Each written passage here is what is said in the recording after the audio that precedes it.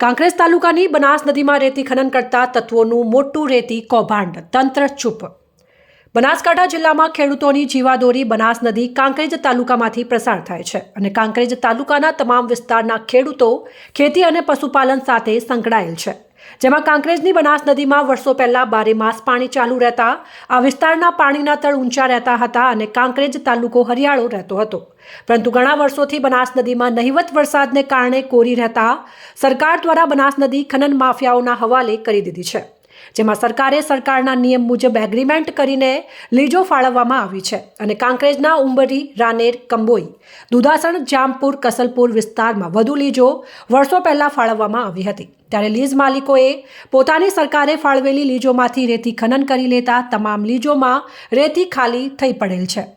અને સરકારી પડતર મોટી માત્રામાં પડ્યા છે। ત્યારે આ લીજ માલિકો પોતાની લીજોમાં રેતી ન હોવાથી અને તેમની લીજનો QR કોડ રિન્યૂ કરી ચાલુ રાખીને જે સરકારી પડતરમાં રેતી ખનન કરી રહ્યા છે અને સરકારને કરોડો રૂપિયાનું નુકસાન કરી રહ્યા છે, પરંતુ સ્થાનિક તંત્ર અને ઉચ્ચ કક્ષાનું તંત્ર કેમ ચૂપ છે તે સમજાતું નથી। ખનન માફિયાઓ રાત દિવસ હજારો ડમ્પર ઓવરલોડ રેતી ભરી રેતી વહન કરી રહ્યા છે, જ્યારે થોડા સમય પહેલા જ ગાંધીનગર ફ્લાઇંગ સ્ક્વોડ દ્વારા રેડ કરી 2 હિટાચી મશીન અને ડમ્પર ઝડપ્યા હતા। તે બાદ પાટણ ખાણ ખનીજ વિભાગે પણ 1 હિટાચી મશીન અને 10 ડમ્પર ઝડપ્યા હતા। તેમ છતાં પણ ખનન માફિયાઓ બિનઅધિકૃત રીતે રેતી ચોરીનું કૌભાંડ ચલાવી રહ્યા છે। લીજ કંબોઈ કે દુધાસણ હોય, ખોદકામ સિહોરી વિસ્તારની બનાસ નદીમાં ચાલતું હોય છે, તેમ હોવા છતાં તંત્રની આંખ ખુલતી નથી, જેથી આ બનાસ નદીમાં ઉચ્ચ કક્ષાએથી તપાસ કરવામાં આવે